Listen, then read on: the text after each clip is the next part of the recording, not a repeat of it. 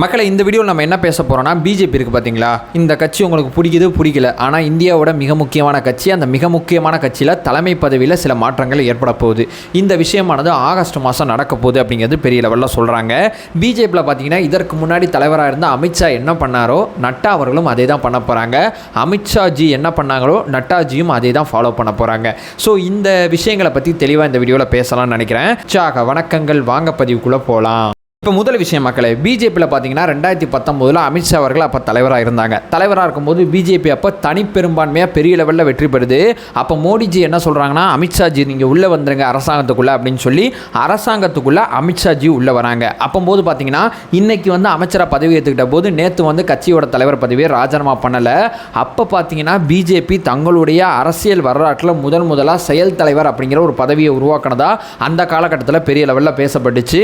So செயல் தலைவர் அப்படிங்கிற ஒரு போஸ்டை உருவாக்கி அந்த செயல் தலைவராக வேற ஒரு ஆளை போட்டுட்டு இவர் தான் தலைவராக இருந்தார். யார்? அமித்ஷா தான் தலைவராக இருந்தார். செயல் தலைவராக ஒரு ஆளை போட்டுட்டு கட்சி பணியும் ஒரு பக்கம் பார்த்துக்கிட்டு இருந்தார், ஆட்சி பணியும் ஒரு பக்கம் பார்த்துக்கிட்டு இருந்தார். அதுக்கப்புறம் தான் அமித்ஷா அவர்கள் செயல் தலைவர் அப்படிங்கிற போஸ்டில் இருக்கக்கூடிய நட்டா அவர்கள் தலைவராக தேர்ந்தெடுக்கப்பட்டாங்க. செயல் தலைவராக இருந்த நட்டா தான் தலைவராக மாறினார். ஸோ அதே விஷயம்தான் இங்கே நட்டா அவர்களுக்கும் நடக்குது. 2024 பாராளுமன்ற தேர்தலில் பிஜேபியோட கூட்டணி பெரிய லெவலில் வெற்றி பெற்றதுனால பிஜேபி ஆட்சி அமைக்கிறாங்க. ஸோ நட்டா அவர்களோட உழைப்பை பார்த்துட்டு நட்டா அவர்களுக்கு பார்த்தீங்கன்னா அரசாங்கத்துக்குள்ளே இடம் கொடுக்குறாங்க, ஒரு கேபினெட் அமைச்சராக கொடுக்குறாங்க. ஸோ நட்டா அவர்களை எவ்வளவு முக்கியமான தலைவராக மோடி அவர்கள் பார்க்குறாங்க அப்படிங்கிறதுக்கு ரெண்டாவது உதாரணம் என்னன்னு சொல்லி கேட்டிங்கன்னா, ராஜ்யசபாவோட முன்னவர் போஸ்ட்டும் இன்றைக்கி பார்த்தீங்கன்னா நட்டா அவர்கள்ட்ட தான் இருக்குது. ராஜ்யசபாவோட முன்னவர் போஸ்ட்டு 2019 காலகட்டத்தில் யார்கிட்ட இருந்துச்சுன்னா பியூஷ் கோயல் அப்படிங்கிற மூத்த அமைச்சர்கிட்ட இருந்துச்சு. இவருக்கு என்ன ஆச்சுன்னு சொல்லி கேட்டிங்கன்னா, இவர் மக்களால் தேர்ந்தெடுக்கப்பட்ட மக்களவைக்கு போயிட்டார். ஸோ மக்களவைக்கு இவர் போனதுனால ராஜ்யசபாவில் இவருக்கான இடம் காலியாக இருந்ததுனால அந்த இடத்தையும் நட்டா அவர்கள் தான் ஃபுல் பண்ணுறாங்க.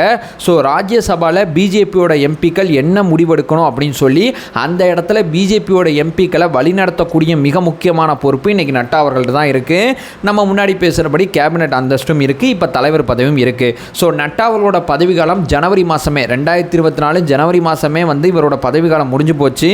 எலெக்ஷன் காரணமாக இவரோட பதவி காலத்தை நீட்டிப்பு பண்ணியிருந்தாங்க. எலெக்ஷனும் முடிஞ்சு போச்சு. அடுத்ததாக பார்த்தீங்கன்னா அடுத்த ஜனவரியில் எலெக்ஷன் நடத்துறதுக்காண்டி பிஜேபி பெரிய லெவலில் தயாராகிட்டு இருக்காங்க. இந்த காலகட்டம் வரைக்கும் நட்டா வச்சே ஓட்டிடலாம் அப்படின்னு சொல்லி ஐடியா பண்ணும்போது நட்டா அவர்களுக்கு கூடுதலாக இவ்வளோ பொறுப்புகள் இருக்கும்போது அவரால் சரிவர கட்சி பணிகளை பார்க்க முடியல. மூத்த அமைச்சர்களோட பகிர்ந்துக்கிட்டு தான் பதவிகளை பார்த்துக்கிறாங்க அப்படின்னு சொல்லி அந்த நாளிதழ்கள் அத்தனையுமே இந்த செய்தியை பதிவு செய்கிறாங்க.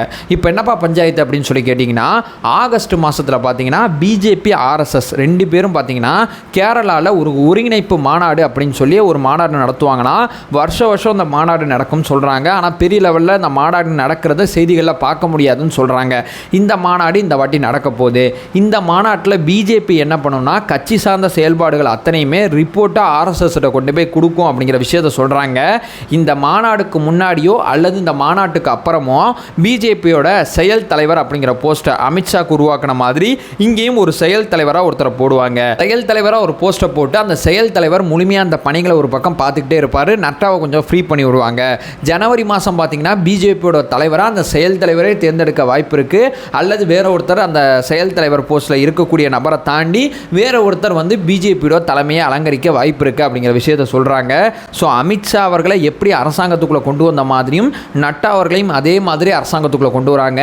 செயல் தலைவர் அப்படிங்கிற ஒரு போஸ்ட்டை உருவாக்கி அதற்கப்புறம் அவரை தலைவராக்குற அந்த பாணியில் பிஜேபி இதே அஜெண்டாவை மீண்டும் கையில் எடுத்திருக்குன்னு சொல்கிறாங்க.